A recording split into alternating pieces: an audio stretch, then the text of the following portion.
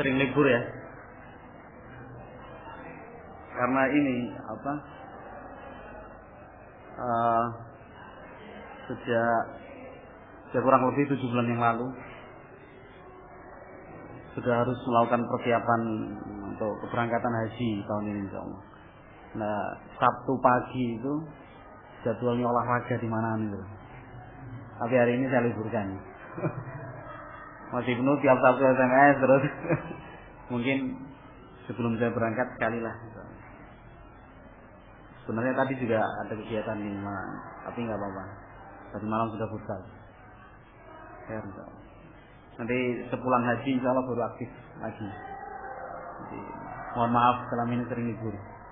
Bukan karena malas atau yang lain, bukan karena ada kegiatan itu. Muteri lapangan mini yang di Manahan itu, yang bentuknya gini, 5-6 kali. Semua untuk latihan jalan. Besok kita di sana kan jalan dalam sehari bisa sampai belasan kilometer kan. Padahal selama beberapa puluh hari. Dari penginapan ke Masjidil Haram pulang pergi itu sudah mungkin 10 kilo sendiri. Belum tawafnya mungkin sampai 7 kilo. Sampai putaran 1 kilo. Jadi harus persiapan. Karena persiapan itu akhirnya kajian di MIPA ya seperti ini.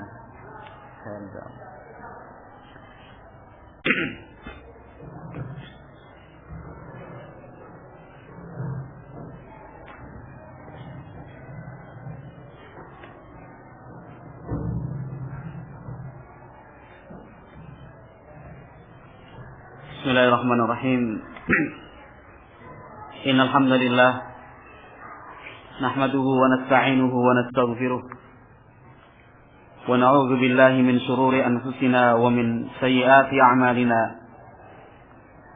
Man yahdihillahu fala mudilla lahu wa man yudlil fala hadiya lahu. Ashhadu an la ilaha illallah wahdahu la syarika lahu wa ashhadu anna Muhammadan 'abduhu wa rasuluh sallallahu alaihi wa ala alihi wa ashabihi wa man tabi'ahum bi ihsan ila yaumiddin. Qala Allah 'azza wa jalla fi kitabihil karim, ya ayyuhalladzina amanu taqullaha haqqa tuqatih wa la tamutunna illa wa antum muslimun.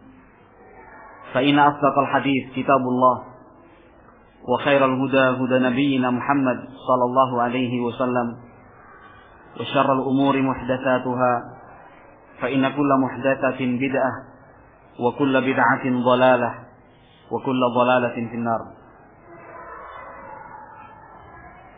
Ayyuhal ikhwan wal akhwat yang dimuliakan dan dirahmati Allah Subhanahu wa taala, masih sedikit hadis-hadis yang menjelaskan tentang kepribadian dan akhlak Rasulullah sallallahu alaihi wasallam yang dibaca dan dibahas. Akan tetapi kerinduan kita untuk mengetahui semua ciri dan akhlak Nabi sallallahu alaihi wasallam tidak dapat ditahan. Karena seorang muslim harusnya memiliki kerinduan untuk berjumpa dan bertemu dengan Rasulullah sallallahu alaihi wasallam. Seandainya kita, dan itulah bagian kita, di dunia ini tidak pernah bertemu, hidup bersama dengan Rasulullah sallallahu alaihi wasallam, kita berharap agar tidak dipisahkan juga oleh dari Rasulullah sallallahu alaihi wasallam di akhirat nanti. Keinginan seorang muslim yang terbesar adalah dikumpulkan bersama Nabi sallallahu alaihi wasallam di dunia maupun di akhirat. Dan inilah doa dari banyak sahabat Nabi ridwanullah alaihim ajmain. Suatu saat salah seorang sahabat Nabi sallallahu alaihi wasallam melayani air wudu, menyediakan dan mengambilkan air wudu Nabi sallallahu alaihi wasallam.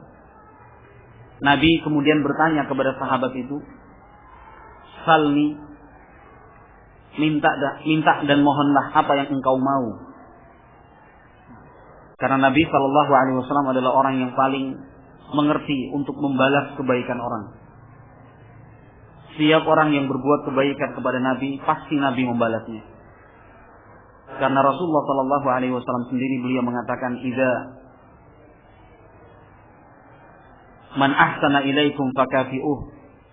Barang siapa yang berbuat baik kepada kalian, maka balaslah perbuatan baik tersebut. Nah, ini bimbingan dan perintah dari Nabi Shallallahu Alaihi Wasallam. Nah, ketika sahabat itu menyiapkan dan menyediakan air wudhu Nabi bersabda, "Mintalah apa yang engkau mau." Kata sahabat itu, "Inni as'alu murafaqataka fil jannah." Kata sahabat itu, "Wahai Nabi, yang saya inginkan dan saya minta adalah aku tetap menemanimu dan bersama denganmu di surga nanti." Kemudian Nabi Shallallahu Alaihi Wasallam mengatakan, "Awa ghaira dzalik?" Apakah itu permintaanmu, bukan yang lain? Kata sahabat itu diulang lagi, "Sungguh wahai Rasul, saya ingin hidup bersama denganmu di surga nanti." Diulang lagi oleh Nabi sampai yang ketiga, "Apakah itu permintaanmu, bukan yang lain?" Sahabat itu kembali mengatakan, "Inni as'alu murafaqataka fil jannah." Sungguh wahai Nabi, aku ingin bersama denganmu di surga nanti. Kata Nabi Shallallahu Alaihi Wasallam, "Kalau begitu, bantulah aku agar engkau banyak-banyak sujud dan berzikir kepada Allah Subhanahu Wa Taala." Ini permintaan para sahabat Rasulullah Shallallahu Alaihi Wasallam. Bagaimana tidak sahabat Nabi Ridwanullah alaihim ajmain bersemangat untuk beribadah, beramal, mewujudkan kebenaran cinta, kebenaran pengakuan cinta kepada Rasulullah Sallallahu Alaihi Wasallam. Sementara Nabi sendiri pernah mengatakan, "Al-mar'u ma'a man ahab." Seseorang itu akan bersama dengan orang yang dia cintai. Siapa yang kita cintai, kita akan hidup bersamanya nanti di surga kelak. Seseorang yang mencintai orang kafir pun demikian, terancam untuk menemaninya di neraka kelak. Waliyadzubillah. Seorang sahabat datang menemui Nabi Shallallahu Alaihi Wasallam bertanya, "Mata sa'atu ya Rasulullah?" Kapan hari kiamat itu bangkit wahai Nabi? Nabi Shallallahu Alaihi Wasallam tidak menjawab kapannya, karena yang paling urgen, yang terpenting dari kebangkitan hari kiamat adalah bukan mengetahui kapannya, akan tetapi persiapan apa yang telah kita lakukan untuk menemui hari-hari tersebut. Nah, maka Nabi Shallallahu Alaihi Wasallam balik bertanya, "Wa ma a'jad salaha?" Apa yang telah engkau persiapkan untuk menyambut kedatangan hari kiamat tersebut? Nabi tidak menjawab kapan, tetapi Nabi justru bertanya, "Apa yang telah engkau siapkan pada untuk hari kiamat nanti?" Kata sahabat itu radhiyallahu taala anhu, "Tidak ada yang aku siapkan wahai Nabi, kecuali hanya kecintaanku kepadamu." Lalu Rasulullah Shallallahu Alaihi Wasallam menyatakan, "Al-mar'u ma'a man ahab." Seseorang itu sesuai dan akan selalu bersama dengan orang yang dia cintai. Nah, akan tetapi ketika sahabat itu mengatakan, "Tidak ada persiapan yang telah aku miliki kecuali kecintaanku kepada Anda wahai Nabi," bukan hanya sebatas cinta dan mengaku cinta, akan tetapi sahabat itu radhiyallahu ta'ala anhu telah mewujudkan, demikian juga mengamalkan bentuk-bentuk cinta kepada Nabi Sallallahu Alaihi Wasallam. Dalam pertemuan-pertemuan yang lalu kita juga telah membahas beberapa bentuk kerinduan para sahabat Rasulullah Sallallahu Alaihi Wasallam, hidup bersama dengan beliau, berdampingan dengan beliau, selalu mendengar suara beliau Sallallahu Alaihi Wasallam, dan semoga kita nanti pun dipertemukan oleh dengan Rasulullah Sallallahu Alaihi Wasallam di dalam surga Allah Subhanahu wa Ta'ala. Kemudian pembahasan kita sampai pada bab yang ketiga, halaman 34. Baik. Bismillahirrahmanirrahim.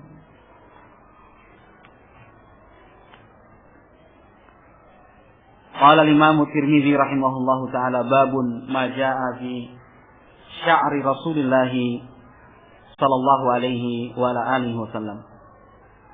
Bab yang menjelaskan tentang rambut Rasulullah sallallahu alaihi wa ala alihi wasallam.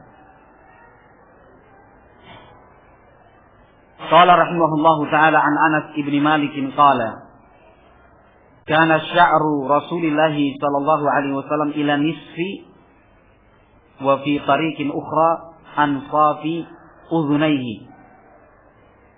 Dari Anas ibnu Malik, beliau menceritakan kepada kita bahwa rambut Rasulullah sallallahu alaihi wasallam sampai di pertengahan kedua telinga beliau sallallahu alaihi wasallam. Artinya rambut beliau panjang, jatuh sampai di sini. Hadis ini meskipun singkat, ayyuhal ikhwah wal akhwat yang dimuliakan dan dirahmati Allah Subhanahu wa taala, akan tetapi menunjukkan para sahabat Rasulullah sallallahu alaihi wasallam benar-benar memperhatikan Nabi sallallahu alaihi wasallam. Apa yang beliau perbuat, apa yang beliau ucapkan, bahkan tubuh dan jasad Nabi sallallahu alaihi wasallam tidak lepas dari pengamatan. Demikian juga perhatian para sahabat. Kaidah ini penting. Kaidah ini penting. Sehingga ketika kita mendengar dan melihat sebagian kaum muslimin melakukan satu bentuk kegiatan atau meyakini sebuah ucapan dan disandarkan kepada Nabi sallallahu alaihi wasallam, sementara perbuatan atau kegiatan itu adalah kegiatan yang besar. Tetapi para sahabat Nabi ridwanullah alaihim ajmain tidak meriwayatkannya kepada kita, maka perlu dipertanyakan kembali. Jangankan kegiatan dan peristiwa besar, hal-hal yang kecil sederhana yang kita anggap ringan tidak lepas dari perhatian dan pengamatan para sahabat. Bagaimana mungkin hal ini yang sesuatu yang besar, bahkan menyangkut kepentingan maslahat umat Islam, tidak sampai kepada kita periwayatannya? Tidak mungkin. Sehingga ketika para ulama menjelaskan tentang bid'ahnya maulid Nabi, bid'ahnya Isra Mi'raj, bid'ahnya perayaan nuzulul Quran dan hal-hal lain, dari sekian poin yang diangkat para ulama untuk menjelaskan kegiatan ini adalah kegiatan yang bid'ah. Di antara sekian banyak poinnya itu adalah poin bahwa tidak ada sahabat yang meriwayatkannya sampai kepada kita. Kenapa peristiwa yang besar ini tidak diriwayatkan? Sementara hal-hal yang kecil seperti rambut Rasulullah bentuknya seperti apa, panjangnya sampai di mana, itu mereka riwayatkan untuk generasi-generasi setelah mereka. Radhiyallahu taala anhum ajmain. Tidak mungkin. Maka sama juga ketika sebagian ulama jumhur, mayoritas ulama, tidak semuanya memang, ketika mereka berpendapat bahwa tidak ada jamak sholat ketika hujan, tidak ada menjamak sholat karena dan disebabkan hujan. Salah satu poin yang disebutkan dari sekian banyak poin tentunya, dan bukan itu pembahasan kita, tetapi pembahasan kita pada poin ini secara khusus, di antara sekian banyak poin yang disebutkan para ulama jumhur, mayoritas ulama, bahwa tidak ada sahabat yang meriwayatkannya sampai kepada kita. Padahal berapa puluh tahun, katakan seperti itu. Atau kita ambil ketika beliau di kota Madinah saja. Selama berapa tahun Nabi SAW di kota Madinah? 10 tahun namanya. Nah, selama 10 tahun tersebut, sesuatu yang tidak mungkin jika dalam rentang waktu itu tidak ada hujan turun. Kan begitu. Mungkin selama 10 tahun tidak turun hujan? Tidak mungkin. Apalagi ada beberapa riwayat seperti riwayat Anas bin Malik muttafaqun alaihi riwayat Bukhari Muslim, ketika Nabi sedang khutbah Jumat, datang orang Badui. Pernah mendengar membaca hadis tersebut tentunya. Ada seorang Arab Badui masuk ke masjid mengatakan, "Ya Rasulullah, halakatil amwal wal ahlu wal mawashi." Wahai Nabi sallallahu alaihi wasallam, harta yang kita punya ini sudah rusak, hancur. Binatang ternak yang kami pelihara pun demikian. Jalan-jalan rusak karena hujan lama tidak turun. Kata Arab Badui tersebut, "Wahai Nabi, berdoalah engkau kepada Allah agar menurunkan hujannya." Maka saat itu juga Nabi Shallallahu Alaihi Wasallam dalam khutbah Jumat meminta hujan kepada Allah. Kata Anas ibnu Malik, kami pulang sebelum berangkat tidak ada awan dan mendung. Tetapi ketika kami pulang hujan telah turun, dan itu berlangsung selama 7 hari berturut-turut, selama 1 pekan. Tidak berhenti hujan itu, pagi, siang, sore, pagi, siang, sore. Sampai akhirnya pada Jumat berikutnya Arab Badui kembali datang, "Wahai Nabi sallallahu alaihi wasallam, ini rumah, kebun, binatang ternak yang kami punya ini sudah mulai hancur, rusak karena hujan yang terus-menerus, banjir akhirnya. Berdoalah kepada Allah agar menghentikan hujan." Maka Nabi sallallahu alaihi wasallam berdoa, "Allahumma hawalaina wala alaina." Ya Allah, kami mohon agar engkau mengarahkan hujan itu di sekitar kami, bukan tepat di atas kami. Hingga akhirnya hujan saat itu di zaman Nabi Shallallahu Alaihi Wasallam bergeser di lembah-lembah, di daerah-daerah di sekeliling kota Madinah, bukan di kota Madinahnya. Ini baru satu riwayat yang jelas dan kita pastikan bahwa selama 7 hari berturut-turut ini telah terjadi hujan lebat dan deras.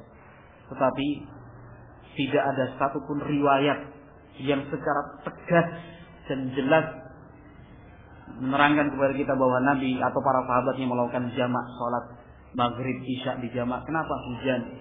Zuhur asar di jamak. Kenapa? Karena hujan. Nah, padahal ini peristiwa besar terkait dengan sholat, pelaksanaan sholat berjamaah. Nah, demikian juga ketika sebagian kaum muslimin bermudah-mudahan ada orang meninggal di Jakarta, mari kita melaksanakan sholat gaib. Saya pernah di Jawa Timur sholat, selesai sholat bapak imamnya berdiri kepada jamaah ini mukadimah, saya mengajak seluruh jamaah untuk melaksanakan sholat gaib atas kiai dan ulama kita Zainuddin Amjad rahimahullah. Itu bulan apa itu? Sudah meninggal kan? Karena masjid ini pun, kata Bapak Imam, berhasil didirikan sampai selesai dengan sebab Bapak Zainuddin Amjad. Dulu cerita akhirnya Bapak Imamnya, dulu masjid ini dananya seret, pembangunan bertahun-tahun tidak ada kemajuan. Akhirnya takmir pengurus berinisiatif mengundang dai sejuta umat Zainuddin Amjad memberikan ceramah di sini, sekaligus mengumpulkan dana.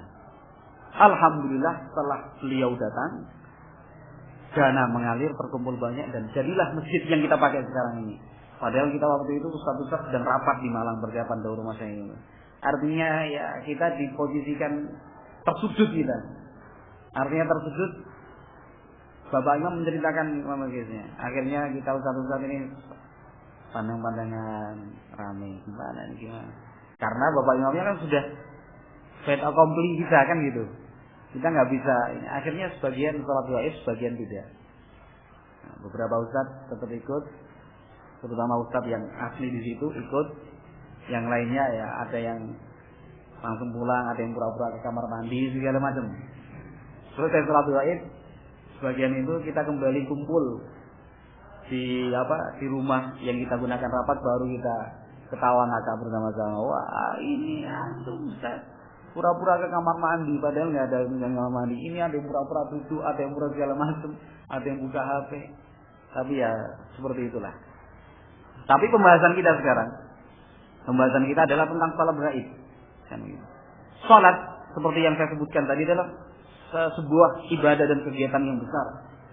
Sehingga tidak mungkin sesuatu yang terkait dengan sholat dan itu besar skalanya lantas tidak diriwayatkan sampai kepada kita, tidak mungkin itu.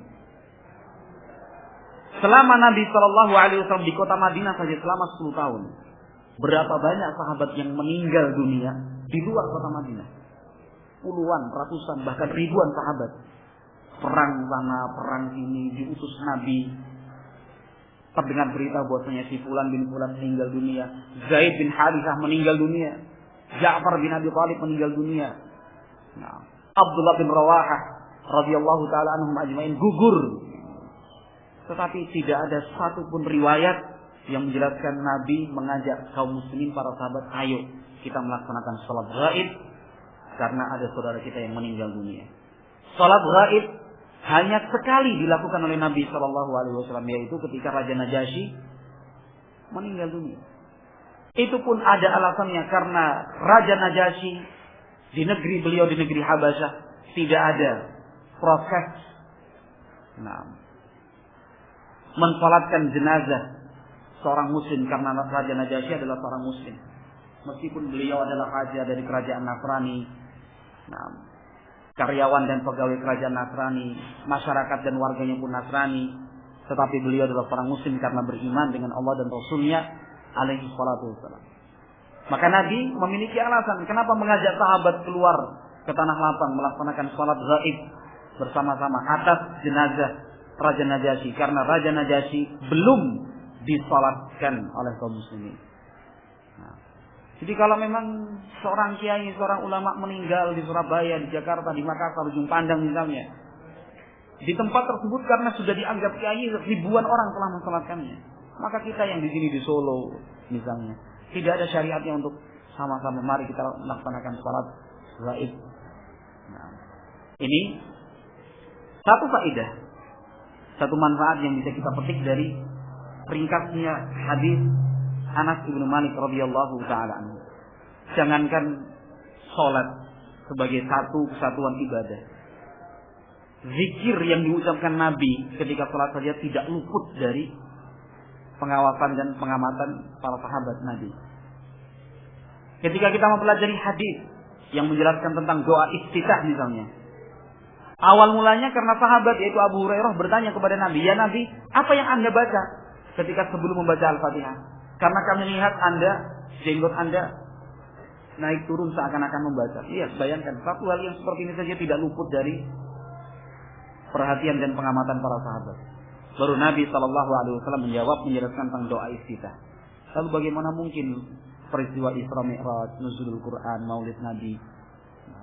Kita katakan ini ajaran Nabi, dipraktekkan Nabi, dipraktekkan sahabat, tidak ada itu. Kalau itu memang ibadah dan baik, tentu dicontohkan dan diajarkan Nabi Sallallahu Alaihi Wasallam. Kemudian ikhwan dan akhwat yang dimuliakan dan dirahmati Allah Subhanahu Wa Taala, kata Anas, "Kana sya'ru Rasulillah Sallallahu Alaihi Wasallam ila nisfi wa fi tariqin ukhra ansafi udhunaihi." Kata Anas bin Malik, dahulu rambut Rasulullah Sallallahu Alaihi Wasallam sampai di pertengahan kedua telinga beliau Sallallahu Alaihi Wasallam, yang menunjukkan bahwa rambut Nabi Sallallahu Alaihi Wasallam itu panjang. Panjang bukan sekedar panjang dan gondrong seperti anak-anak rasta itu, bukan, tetapi panjang yang terawat. Nabi Sallallahu Alaihi Wasallam selalu menggunakan zaitun, minyak zaitun untuk memperindah dan merawat rambut beliau. Demikian juga pada bab yang berikutnya akan dijelaskan tentang kebiasaan Nabi Shallallahu Alaihi Wasallam yang menyisir rambut beliau. Kemudian hadis yang berikutnya, an Aisyah radhiyallahu taala anha qalat, "Kuntu aghtasilu ana wa Rasulullah sallallahu alaihi wasallam min ina'in wahid wa kana lahu sya'run fawqa al-jummah wa duna al-wazarah."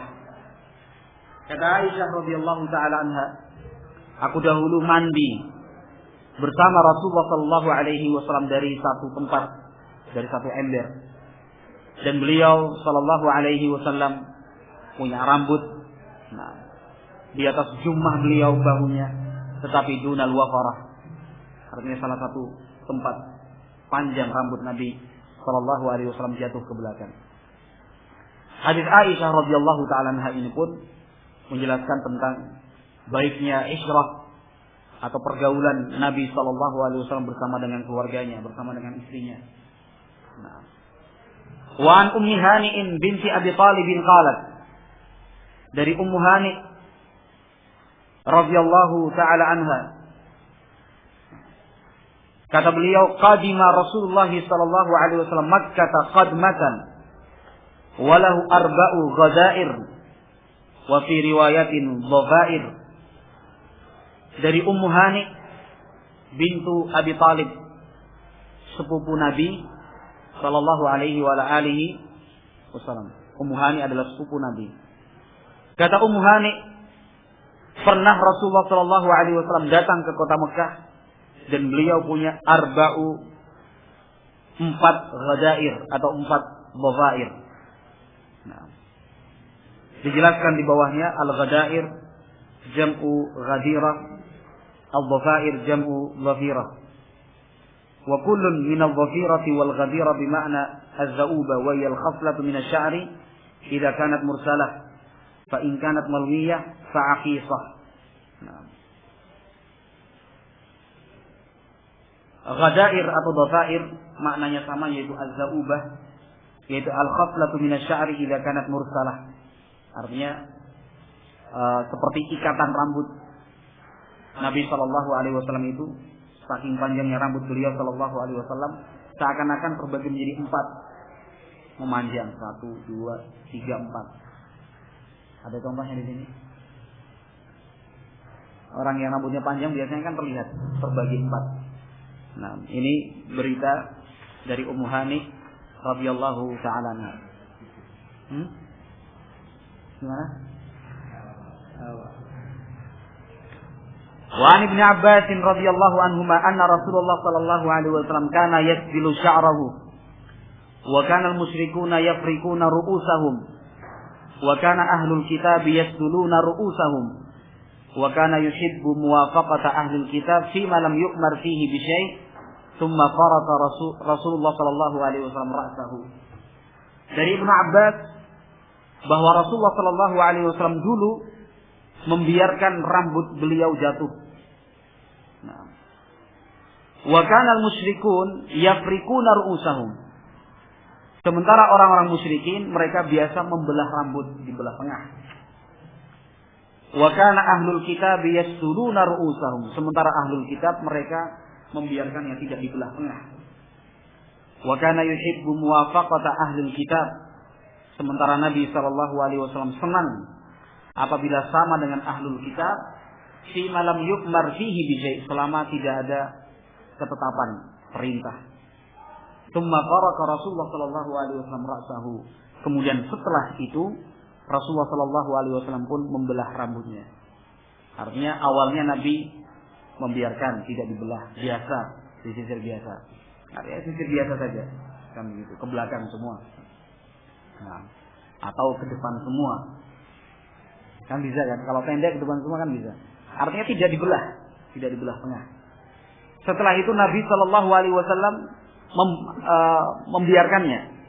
Kan membiarkannya. Yasdulun. Kemudian yang terakhir Nabi sallallahu alaihi wasallam ingin menyelisihi ahlul kitab.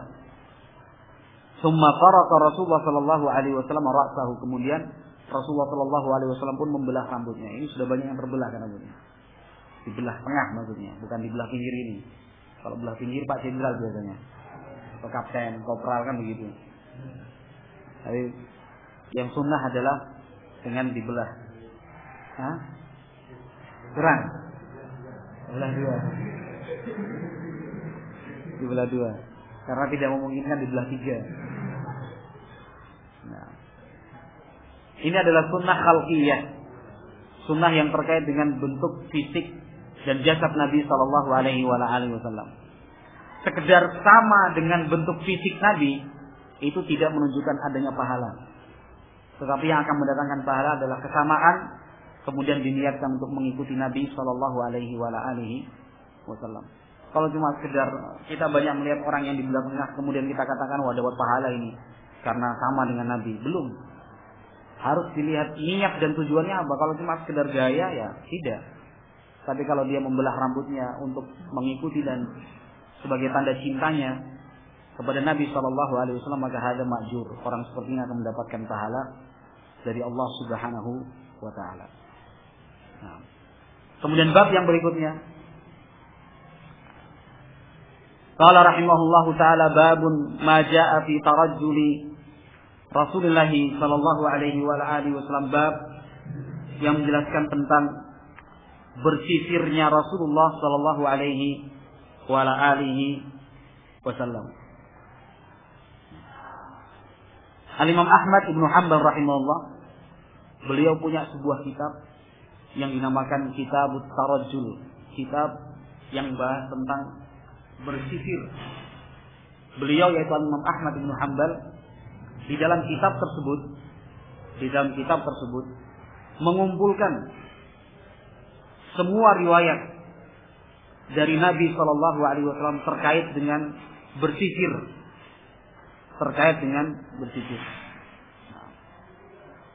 Disebutkan dalam hadis yang pertama, an Aisyah radhiyallahu ta'ala anha qalat, kuntu urajjilu ra'sa Rasulillah sallallahu alaihi wasallam wa ana haidun. Kata Aisyah, aku dahulu menyisir rambut Rasulullah sallallahu alaihi wasallam sementara aku sedang haid, sedang datang bulan. Ini dilakukan oleh Aisyah radhiyallahu taala anha. Hadis ini juga menunjukkan bahwa memang kebiasaan Nabi sallallahu alaihi wasallam adalah menyisir rambut beliau.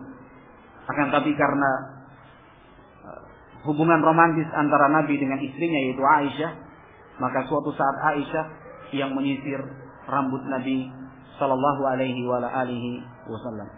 Nah, hadis ini menunjukkan bahwa Islam mengajarkan kepada kita untuk memperhatikan kebersihan dan kerapian diri. Nah, mengajarkan kebersihan dan kerapian diri.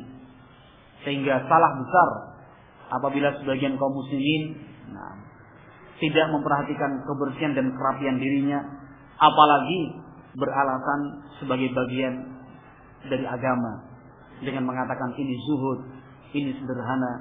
Nah, ini terlihat misalnya di kalangan jamaah tabligh sebagai contoh. Nah, di kalangan jamaah tabligh jarang di antara mereka yang menggunakan jubah atau gamis kemudian dalam keadaan disetrika, itu jarang sekali. Jadi bisa dibedakan antara yang salafi dan yang bukan. Kalau salafi biasanya ada sudut 90 derajatnya ini. Tapi yang jamaah tabligh lihat, semua bergelombang, kanan kiri depan belakang. Nah, kanan kiri depan belakang. Sehingga jika kita kemudian misal saja, karena masih bujang kan banyak yang bujang. Misalnya akhirnya tiap minggu melondrekan pakaiannya, sah-sah saja, boleh-boleh saja, selama dalam batas kemampuan. Itu perlu syarat dalam batas kemampuan, artinya memang kita memiliki kemampuan untuk mengeluarkan biaya laundry. Nah, tapi kalau karena tidak ingin kalah gengsi dengan yang lainnya laundry kondisi sendiri, kosong sendiri, masih ikut-ikutan gaya, akhirnya ngutang atau bohong kepada orang tuanya, bu ini butuh biaya kuliah ini dan itu misalnya, padahal cuma untuk biaya laundry, ini tidak boleh. Tapi kalau dalam batas kemampuannya, apa saja boleh-boleh saja, biar rapi, wangi. Dan Rasulullah Shallallahu Alaihi Wasallam adalah orang yang paling memperhatikan kebersihan dan kerapian diri. Nah, bukan hanya masalah rambut yang disisir. Nabi Shallallahu Alaihi Wasallam dalam hadis Anas bin Malik yang diriwayatkan oleh Imam Muslim, waqatalana Rasulullah Shallallahu Alaihi Wasallam arba'ina yauman. Nabi Shallallahu Alaihi Wasallam itu memberikan batasan waktu kepada kami selama 40 hari untuk memotong kuku, mencabut bulu ketiak, mencukur rambut kemaluan. Nah, diberikan waktu paling terlambat itu 40 hari. Lebih dari 40 hari. Mayoritas ulama mengatakan haram hukumnya. Lebih dari 40 hari.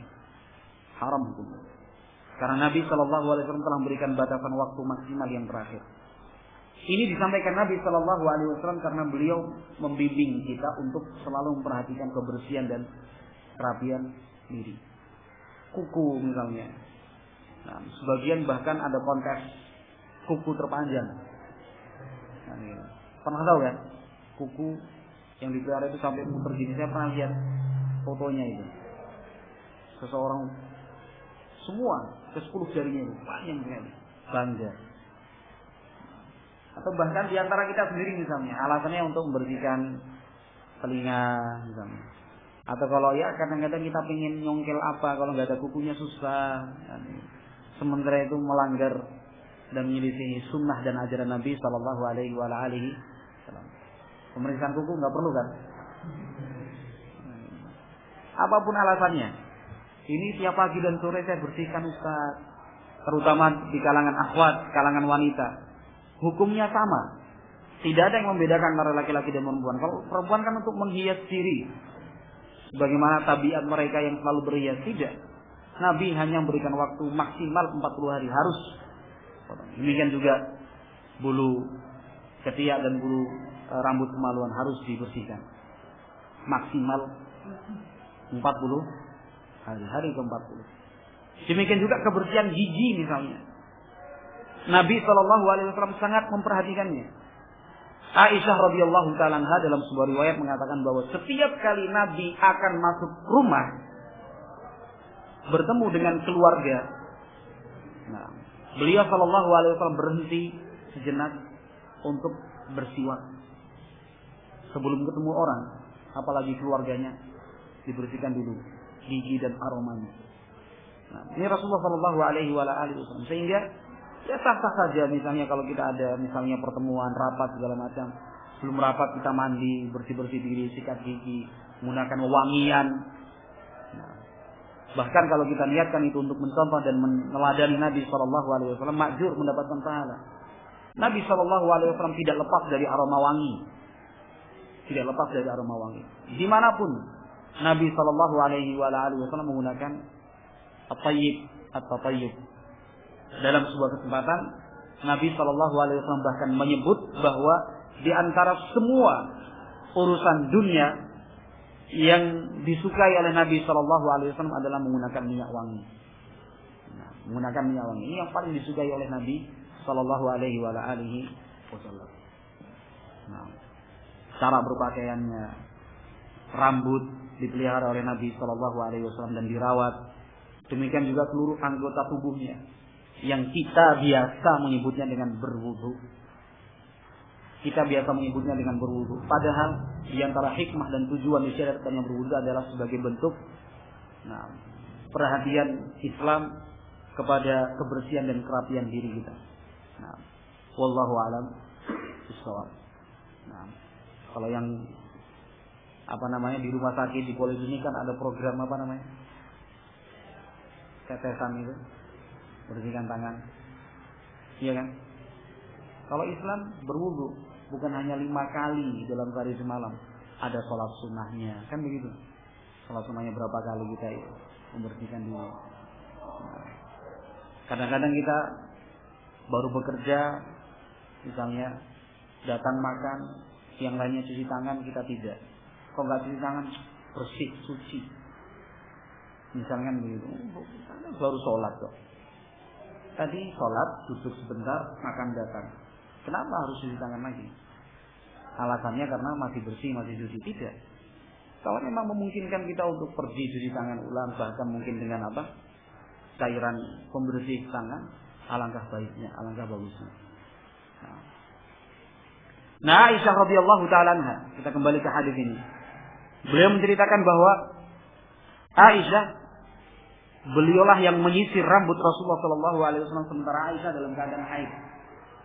Nah, kenapa keterangan ini disampaikan oleh Aisyah? Wa ana haidun. Sementara saya sedang haid. Karena saat itu Aisyah radhiyallahu taala mendapatkan pertanyaan dari sekian banyak kaum wanita bahwa apa yang harus dilakukan oleh seorang wanita ketika mereka sedang datang bulan, sedang haid. Nah, apakah meninggalkan semua kegiatan dan pekerjaannya? Ataukah bagaimana? Maka Aisyah radhiyallahu taala menjelaskan, saya meskipun dalam keadaan haid itu menyisir rambut Rasulullah sallallahu alaihi wasallam. Tidak ada yang berubah dalam kehidupan keluarga, dalam kehidupan yang sehari-hari, tidak ada yang berubah kecuali hal-hal yang memang telah diatur oleh syariat tidak boleh dikerjakan, seperti salat, seperti berpuasa. Nah, selain itu yang tidak ada keterangannya dari syariat tetap dikerjakan sebagaimana biasanya. Beraktivitas di rumah, nah, berinteraksi dengan keluarga, suami dan anak-anaknya, dengan teman dan tetangganya tetap berlangsung. Nah, sangat berbeda dengan yang dilakukan oleh orang-orang Yahudi misalnya. Syariat orang-orang Yahudi asalnya kepada wanita yang haid itu la yu'akilunaha. Mereka tidak mengizinkan wanita yang sedang haid untuk makan bareng bersama. Bahkan ada di antara mereka yang membuatkan rumah khusus untuk wanita-wanita haid. Tidak boleh keluar dari rumah itu. Makannya diantar, minumnya diantar. Dikarantina. Dianggap kotor, kata orang-orang Yahudi. Tetapi Islam menghormati dan memuliakan kaum wanita. Hadis yang berikutnya, wa an Anas ibn Malik radhiyallahu ta'ala anhu qala, kana Rasulullah sallallahu alaihi wasallam yukthiru jahna ra'sihi wa tasriha lihiyatihi wa yukthiru al-qina' hatta ka'anna thawbu zayyat. Nah, disebutkan di sini oleh Imam Al-Albani rahimahullahu taala bahwa hadis ini adalah dhaif. Bahkan Ibnu Katsir mengatakan fihi gharabatun wa nakara. Kata Ibnu Katsir, hadis ini menunjukkan ke gharib, asing, dan nakarah, munkar. Wallahu a'lam bishawab. Hadis yang berikutnya, wa an Aisyah radhiyallahu ta'ala anha qalat in kana Rasulullah sallallahu alaihi wasallam la yuhibbu at-tayammuna fi tuhurihi idza tatahhara wa fi tarajjulihi idza tarajjala wa fi inti'alihi idza ta'ala. Kata Aisyah, sungguh Rasulullah sallallahu alaihi wasallam senang mendahulukan anggota tubuh bagian kanan ketika beliau bersuci, berwudu maupun mandi. Demikian juga ketika bersisir, dibelah ke sebelah kanan dulu. Wa fi inti'alihi idzan ta'ala. Demikian juga ketika Nabi sallallahu alaihi wasallam mengenakan sandal atau terompah, beliau dahulukan kaki yang kanan. Ini tidak luput dari perhatian dan pengamatan para sahabat. Dalam hal ini adalah Aisyah, istri beliau sallallahu alaihi wasallam, yang mengajarkan kepada kita bahwa untuk menjaga hubungan baik, menjaga muamalah sesama kita, misalnya sesama sahabat, teman, anggota keluarga, di antara hal terpenting yang harus dijaga adalah mengetahui dan memperhatikan kebiasaan masing-masing kita. Oh, fulan biasanya begini, fulan biasanya ini. Apabila ini terwujud, maka muamalah itu pun bisa terjaga. Qala wa Abdullah bin Mughaffal qala naha Rasulullah sallallahu alaihi wasallam an tarajjuli illa ghibban. Dari Abdullah bin Mughaffal, kata beliau, Nabi sallallahu alaihi wasallam melarang untuk bersisir kecuali tidak terus-menerus. Nah, ghibban itu artinya tidak terus-menerus. Nah, tidak setiap saat bersisir. Kalau setiap saat bersisir itu dilarang oleh Nabi sallallahu alaihi wasallam. Ini aturan waktu di dalam bersisir. Mau mandi sisiran, sambil mandi pakai sampo disisir sambil lihat cermin.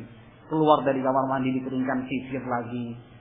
Nah, mau keluar dari rumah misalnya di atas motor, sebelum pakai helm lihat di kaca spion, sisir lagi. Bahkan sekarang ada HP yang bisa digunakan untuk cermin bersisir, kan begitu biasanya kaum wanita. Kalau yang seperti ini dilarang oleh Nabi. Artinya Nabi memang mengajarkan dan mensunahkan kepada kita untuk memperhatikan kerapian rambut, yaitu bersisir. Akan tapi beliau pun melarang jika itu dilakukan secara berlebihan. Mau tidur, apa gunanya bersisir, kan begitu? Mau tidur, bangun tidur pun sama kalau kita masih di dalam rumah. Nah, tetapi ketika kita akan sholat misalnya, ketika akan belajar ta'lim, nah, ketika akan bertemu dengan tamu misalnya, nah, ini perlu. Nah, kemudian hadis yang terakhir, hadis yang dhaif, an rajulin min ashabin Nabi sallallahu alaihi wasallam, anna Nabiy sallallahu alaihi wasallam kana yatarajjalu ghibba. Dulu Nabi sallallahu alaihi wasallam bersisir tetapi tidak berlebihan, tidak terlalu sering. Wallahu a'lam bishawab. Mudah-mudahan beberapa hadis yang kita baca ini bermanfaat. Nah, subhanakallahumma wa bihamdik asyhadu an la ilaha illa anta astaghfiruka wa atubu ilaik. Walhamdulillahi rabbil alamin.